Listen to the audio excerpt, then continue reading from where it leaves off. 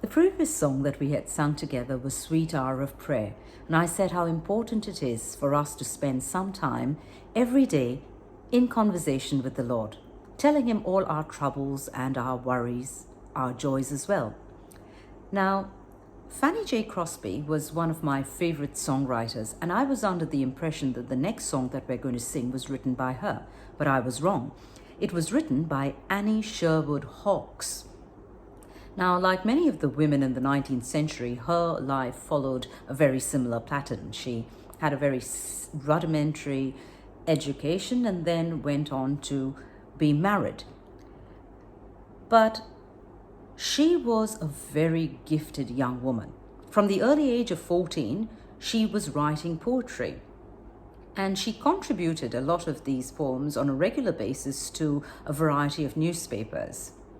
So when it came down to writing her hymns, in fact, she wrote 400 of them, she employed a first-person account that grows out of a deep personal sense of piety, resulting in a language of great intimacy between the singer and the Savior. Unfortunately, of her 400 hymns, only this particular hymn survives, but it is a hymn that has touched lives over the years. Now, Annie was married to Charles Hawkes in 1859, and thereafter her life centered around the domestic front, raising a family, doing the house chores, and sometimes life would get very busy. Nonetheless, as a member of the Hanson Baptist Church in Brooklyn, her pastor, Robert Lowry, realized that she was talented, that she had a gift of penning words, and he encouraged her to keep on writing.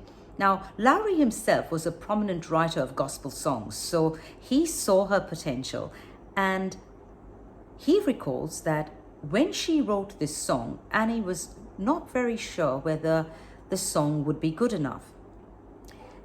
Hawkes, in fact, writes this herself. She says, "One day, as a young wife and a mother of 37 years of age, I was busy with my regular household tasks during a bright June morning in 1872. Suddenly, I became so filled with a sense of nearness to the Master that, wondering how one could live without him, either in joy or pain, these words were ushered into my mind, the thought at once taking full possession of me: I need thee every hour." Yet at the same time, like I said, she wasn't very sure whether the song was good enough.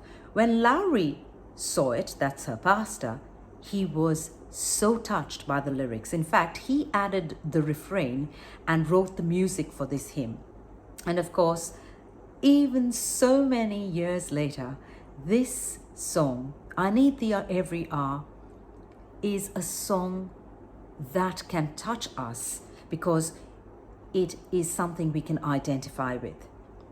Now, later, many years later, in fact, when her husband died, this is what Hawkes wrote about the power of the song that she had written and composed so many years earlier. She said, "I did not understand at first why this hymn had touched the great throbbing heart of humanity.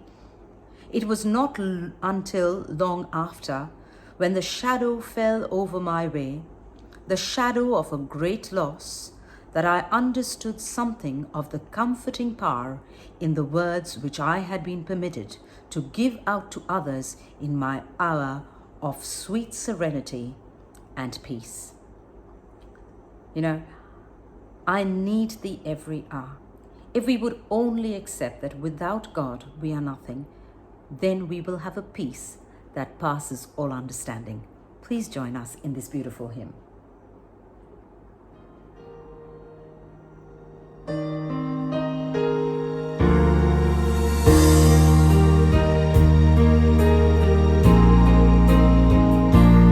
I need thee every hour, most gracious Lord. No tender voice like thine can peace afford. I need thee, oh, I need thee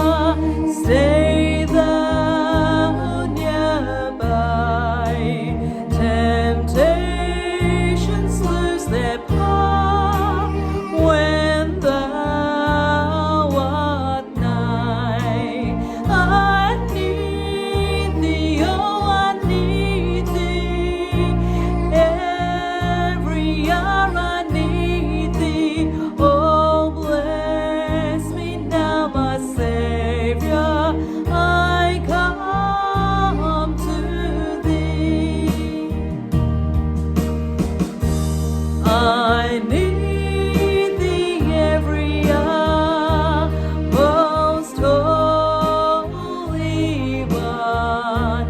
Oh, make me thine indeed, thou blessed Son.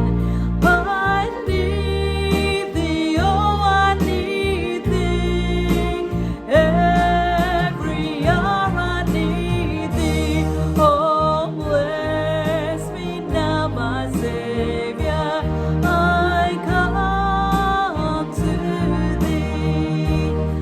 I need thee, oh, I need thee, every hour I need thee. Oh, bless me now, my Savior, I come to thee.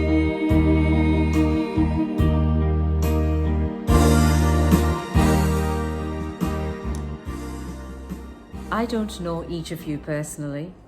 I don't know where you are in your life's journey. I don't know what pain you are going through or what joy. But I hope and pray that you will realize that you need the Lord and that you will spend time talking to Him. That's my prayer. I hope I do that, and I hope you do that too. Take care, and God bless.